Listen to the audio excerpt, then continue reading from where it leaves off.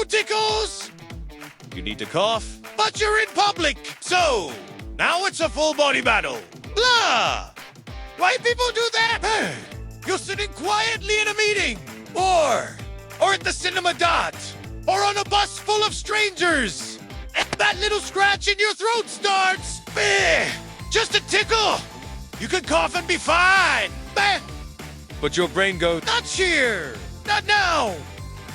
They'll think you're patient zero. So, you clench everything? You swallow like it's a sport? Bah! You try that weird fake throat clear thing. You hold your breath. You drink invisible water. Now your eyes are watering. Your face is red. Your soul is leaving your body just to not make a sound. Blah. Why do we do this? Be coughing. In public suddenly feels illegal. Blah. And we'd rather look like we're choking on air. Then deal with people turning to stare.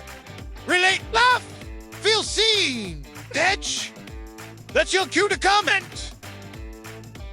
And hit subscribe before we call you out next.